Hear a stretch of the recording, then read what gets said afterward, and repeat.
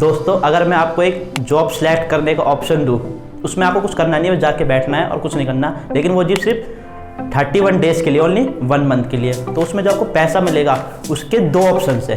जो पहला ऑप्शन वो ये है कि आपको पर डे 1 करोड़ रुपए मिलेगा, और जो सेकंड ऑप्शन है वो ये है कि आपको पहले दिन 1 रुपया मिलेगा, दूसरे दिन 2 रुपये, तीसरे दिन 4 रुपये, यानी कि हर दिन आपका पैसा डबल होता जाएगा। तो आप कौन सा ऑप्शन सेलेक्ट करोगे पैसे लेने का? ज़्यादातर लोग ऑप्शन ए को सिलेक्ट करेंगे, लेकिन मेरे जैसे जिनको फाइनेंशियल नॉलेज है वो ऑप्शन बी को सिलेक्ट करेंगे, लेकिन 99% लोग ऑप्शन ए को ही सिलेक्ट करेंगे। लेकिन ऐसा क्यों? तो चलिए इसको जानते हैं इंट्रो के बाद। तो चलिए जानते हैं, अगर आप ऑप्शन ए सिलेक्ट करते तो इसमें क्या आता है, आपको 1 करोड़ रुपए पर डे मिलता, तो यानी कि आपको 31वें दिन टोटल आपको मिलेंगे 31 करोड़ रुपए। वहीं अगर आप ऑप्शन बी सिलेक्ट करते तो आपको कितने पैसे मिलते? तो चलिए इसको देखते हैं। आपको पहले दिन मिलता 1 रुपया, दूसरे दिन 2 रुपया, तीसरे दिन 4 रुपया और चौथे दिन 8 रुपया, और इसी तरह से आपका पैसा डबल होता जाता, और 10वें दिन ये हो जाता 512 रुपये, और डबल होते होते होते होते 20वें दिन ये पहुंच जाता 5 लाख के करीब पहुंच जाता, और इसी तरह से 31वें दिन ये पैसा हो जाएगा आपका 107 करोड़ रुपए। तो आप यहाँ पे आप डिफरेंस देख सकते हैं, ऑप्शन ए में 31 करोड़ और ऑप्शन बी में 107 करोड़। इतना बड़ा डिफरेंस ये आया कैसे? ये आया कंपाउंडिंग की वजह से। तो देखते हैं कंपाउंडिंग क्या होती है। तो चलिए आप दोस्तों थोड़ा सा कंपाउंडिंग को समझ लेते हैं। अभी हम जो एग्जांपल देखा उसमें जो पैसा था वो डबल होता जा रहा है, यानी कि वो पैसा 100% से ग्रो हो रहा था, लेकिन रियल लाइफ में ये पॉसिबल नहीं है कि आपको 100% के रिटर्न मिले। तो हम इतने ज़्यादा रिटर्न तो ले नहीं सकते, लेकिन आप एक अच्छे से रिसर्च करके इन्वेस्ट करें तो आप मिनिमम 15% का रिटर्न तो आसानी से ले सकते हैं। तो ये बहुत ही अच्छा रिटर्न है 15%। लेकिन जहाँ पे हम स्टॉक मार्केट की बात करते हैं, यहाँ पे 15 से 20% आपको मिल जाते हैं, लेकिन स्टॉक मार्केट के अलावा भी और ऑप्शंस हैं जहाँ से आप आसानी से इतने अच्छे रिटर्न्स ले सकते हैं। उनमें से एक ऑप्शन है म्यूचुअल फंड्स। तो देखते हैं थोड़ा सा म्यूचुअल फंड्स क्या होता है। तो हम अपनी पुरानी वीडियोस में काफ़ी बात कर चुके हैं कंपाउंडिंग और CGR के बारे में। तो जो भी हमारे फिनोमो के पुराने सब्सक्राइबर हैं उन्होंने वो वीडियोस देख ली होंगी। अगर अभी तक आपने वो वीडियोस नहीं देखी हैं तो लिंक्स आपको मिल जाएंगे, जाके देख सकते हैं। अगर आप इस चैनल में पहली बार आएँ तो इस चैनल को सब्सक्राइब कर लीजिए, क्योंकि फ्यूचर में हम ऐसी फाइनेंशियल वीडियोस लाते रहेंगे जो आपको बहुत ही ज़्यादा हेल्प करेंगी आपके पैसे को बहुत ज़्यादा ग्रो करने में। काफ़ी लोग यहाँ पे कंट्रोवर्सी होकर ये कहेंगे कि म्यूचुअल फंड्स फिर से स्टॉक मार्केट घुमा के बता रहे हो, लेकिन ऐसा नहीं है।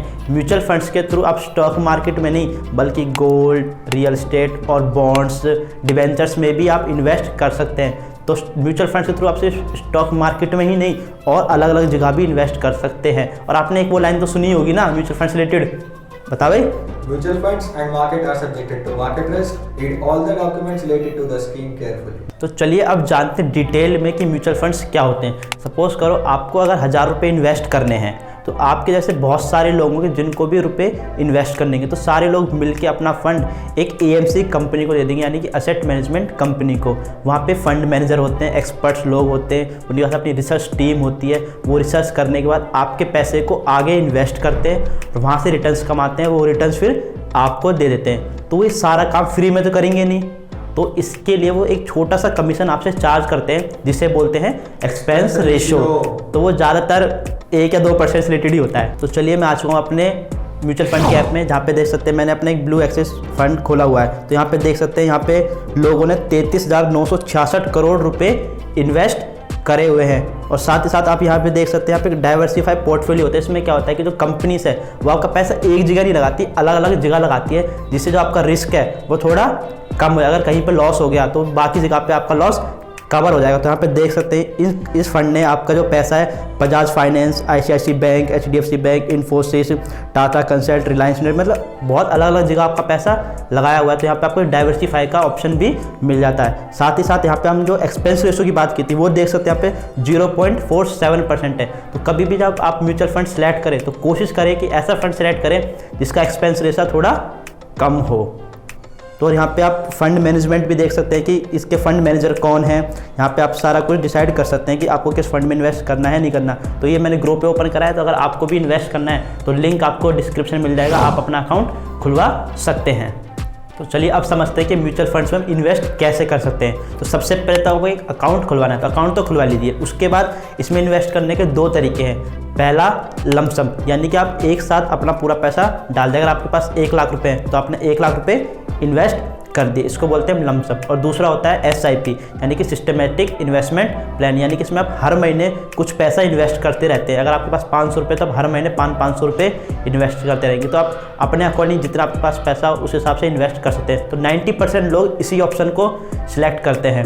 इससे फ़ायदा क्या होता है, जैसे हमने समझा कंपाउंडिंग को, जो कंपाउंडिंग होती है वो क्या होती है, उसका जो ग्राफ होता है वो लॉन्ग टर्म में आपको बेनिफिट देता है। हमने जो एग्जांपल देखा था उसमें आपको 10 डेज पे भी 512 रुपये मिले थे, इवन 20 डेज पे भी अराउंड 5 लाख बैठे थे। लेकिन लास्ट के जो 10 डेज थे, इवन 5 डेज थे, उनमें आपका पैसा करोड़ों में ग्रो हुआ था। उसी तरह से अगर आप सिर्फ SIP के थ्रू इन्वेस्ट करेंगे, तो अगर लॉन्ग टर्म के लिए आप 15-20 साल के लिए इन्वेस्ट करेंगे तो आप इसकी पावर देखेंगे कि आपको कितना ज़्यादा पैसा मिल सकता है। इसको मैं आपको एक सिप कैलकुलेटर से कैलकुलेट करके दिखाऊँ, तो चलिए इसको सिप कैलकुलेटर से देखते हैं। तो देखिए इसमें अगर हम हर महीने 1000 रुपये इन्वेस्ट करते हैं,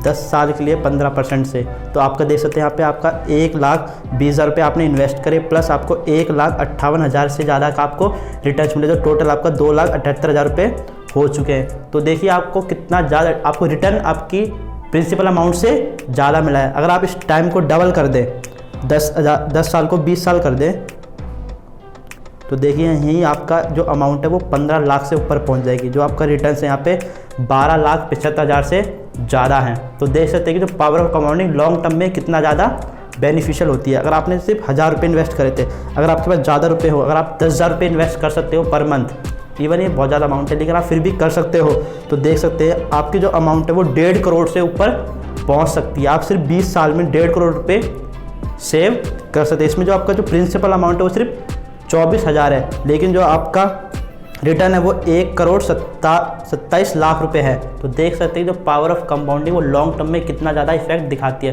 तो हमारी रिकमेंडेशन यही रहेगी, तो आज से ही आप एक छोटी SIP डाल दें म्यूचुअल फंड। तो इवन इतनी ज़्यादा नहीं डाल सकते, तो केवल 500 रुपये की तो आप एक SIP डाल ही सकते हैं, ताकि लॉन्ग टर्म में आपको बहुत ज़्यादा बेनिफिशियल मिल सके। तो इसी के साथ वीडियो को यहीं पे ख़त्म करेंगे।